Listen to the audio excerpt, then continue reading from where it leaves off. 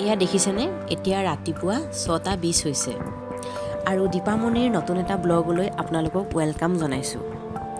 আমাৰ আজি পেকিং আৰম্ভ হৈছে আগৰতলালৈ আৰু এই ৰাতিপুৱা 6:20তে DTC পিকাৰ্ছ এণ্ড মুভাৰ্ছ আহি আমাৰ গোলাঘাট পাই গ'লহি গুৱাহাটীৰ পৰা আৰু তেওঁলোক এতিয়া চাহ খাবলৈ ওলাই গৈছে।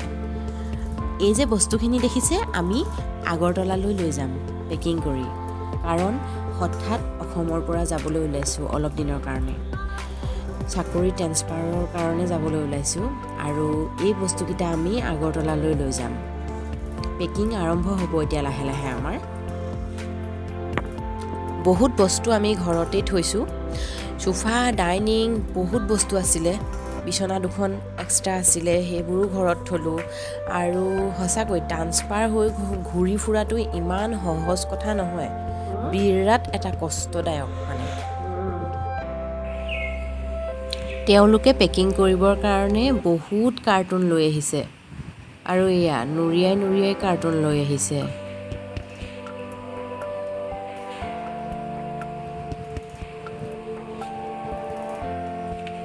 আৰু এইফালে এয়া প্লাষ্টিক লৈ আহিছে, যাতে বস্তুবোৰ কাৰ্টুনে পেকিং কৰাৰ পাছত এই পলিথিনটো তাৰ ওপৰত মেৰিয়াই দিব, যাতে বস্তুটো মানে পানী সোমাই বেয়া হৈ নাযায়।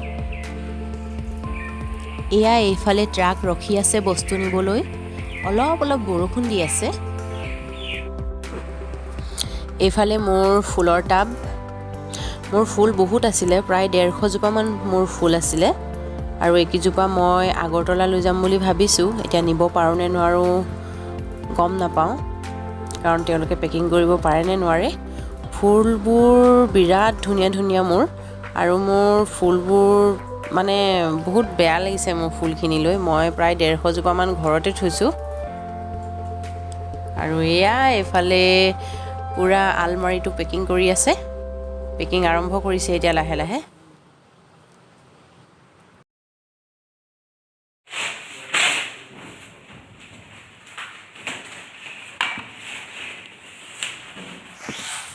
আলমাৰিটো তেওঁলোকে বহুত ধুনীয়াকৈ পেকিং কৰি দিলে। সঁচাকৈ ট্ৰান্সফাৰ হৈ ঘূৰি ফুৰাটো বিৰাট এটা কষ্টদায়ক। একো বস্তু ল'ব নোৱাৰোঁ, একো বস্তু মানে কিনিব নোৱাৰোঁ, কাৰণ চিন্তা কৰিবলগীয়া হয় যে আকৌ ট্ৰান্সফাৰ হ'ম, এই বস্তুখিনি আমি কি কৰিম।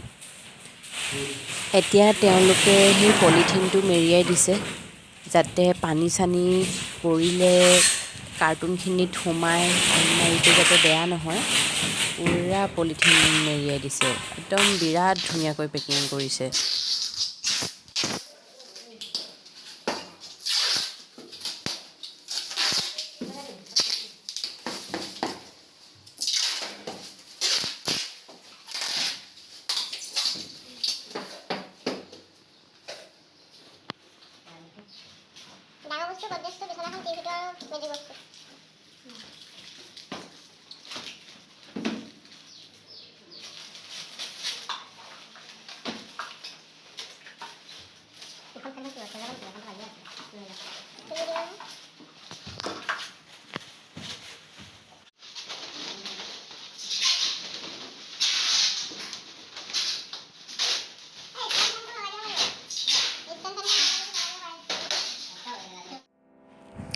এতিয়া এয়া পাকঘৰৰ বস্তু পেকিং হৈ আছে, গিলাচ বাতি এইবোৰ তেওঁলোকে পেকিং কৰি আছে আৰু বস্তুবোৰ বিৰাট ধুনীয়াকৈ পেকিং কৰি আছে।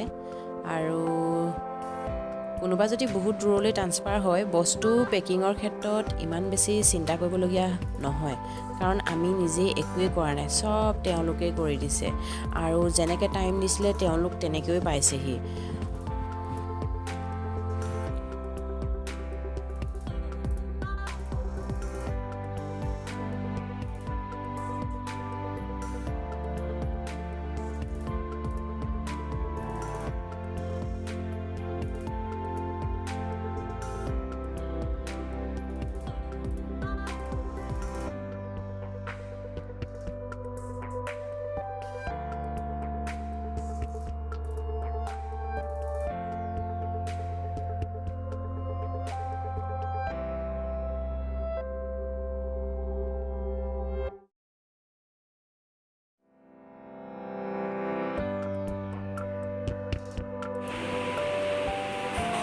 তো এইকেইদিন আমি এনেকৈয়ে থাকিলোঁ আৰু খেচাং খাচাং হৈ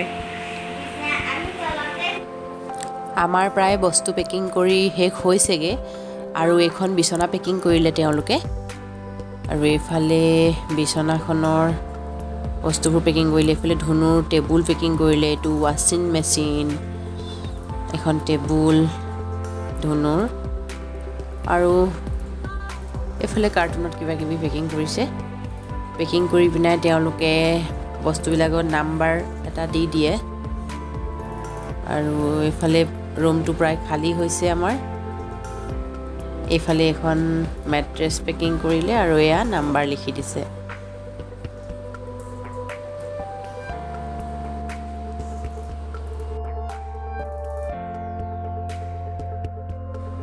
এইফালে এয়া এচিটো পেকিং কৰিলে আৰু তেওঁলোকে লিখি দিছে ধুনীয়াকৈ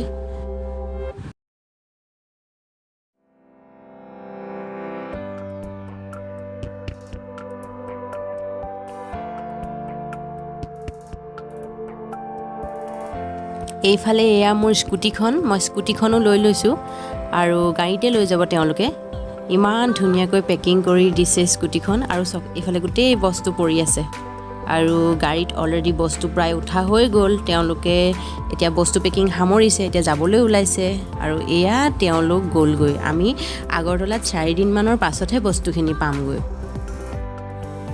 আৰু এয়া মোৰ আটাইতকৈ মৰমৰ ফুলখিনি আৰু ফুলৰ বিৰাট ভেৰাইটিছ আছে মোৰ দেই বিৰাট ধুনীয়া মোৰ ফুলখিনি আৰু টাববোৰো মোৰ বিৰাট ধুনীয়া ধুনীয়া আছিলে বৰ বেয়া লাগিছে ফুলখিনিলে আৰু এয়া ফুলখিনি আমাৰ ঘৰত থৈছোঁ আমি আৰু আমি অলৰেডি ঘৰত 2 দিন আছোঁ তাৰপাছত আমি আগৰতলা যাম ডিব্ৰুগড় হৈ এইখিনি ফুলখিনি আপোনালোকক এবাৰ দেখুৱাই দিছোঁ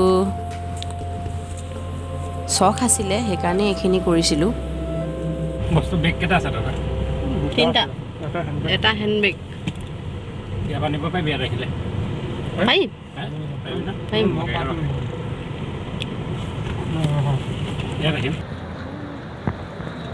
আমি এতিয়া ডিব্ৰুগড় এয়াৰপৰ্ট পালোহি বস্তুখিনিতো পেকিং কৰি পৰহি দিনাই হৈ গ'ল আৰু পৰহি দিনাই লৈ গুচি গ'ল আৰু এয়া থ'বলৈ আহিছিলে অনুপম দিয়ক এতিয়া বস্তু নমোৱা হৈ আছে অনুপম লগত এজন ভাইটি আৰু আজি হৈ গ'ল 23 তাৰিখ 23 জুলাই শনিবাৰ আৰু এয়া হৈছে ডিব্ৰুগড় এয়াৰপৰ্ট এতিয়া আমাৰ আগৰতলালৈ জাৰ্ণি ষ্টাৰ্ট হ'ব আকৌ নতুন ঠাইত নতুন ঘৰ এখন পাতিব লাগিব অকণমান আমাক দেখুৱাই দিছোঁ ৰ'ব এতিয়া আমি গৈ আছোঁ ফ্লাইটখন সৰু হয় ফ্লাই বিগ বাকী ডিব্ৰুগড় এয়াৰপৰ্ট পালোহি গোলাঘাটৰ পৰা আহি ডিব্ৰুগড় পাই গ'লোহি আৰু এতিয়া ফ্লাইট আছে 2টা বজাত তাৰপাছত গৈ আগৰতলা পাই যামগৈ আৰু এইফালে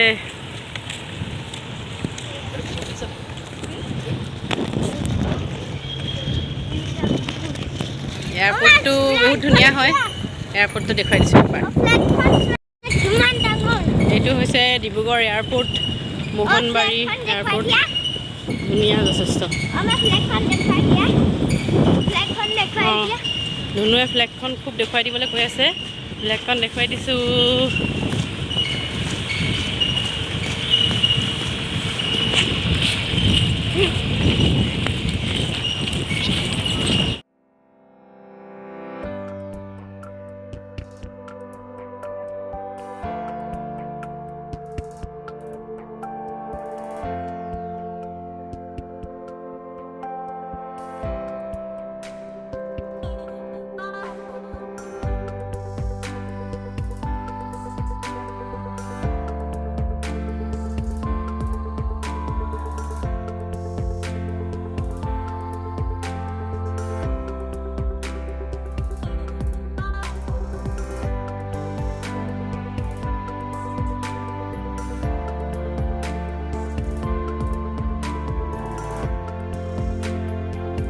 এতিয়া আমি আগৰতলা আহি পাই গ'লোহি আৰু আপোনালোকে যদি মোৰ ভিডিঅ'টো চাই ভাল পালে তেতিয়াহ'লে লাইক কৰিব, শ্বেয়াৰ কৰিব, কমেণ্ট কৰিব আৰু লগতে ছাবস্ক্ৰাইব কৰিবলৈ নাপাহৰিব। তেতিয়া মোৰ নতুন নতুন ভিডিঅ' আপোনালোকে পাই থাকিব।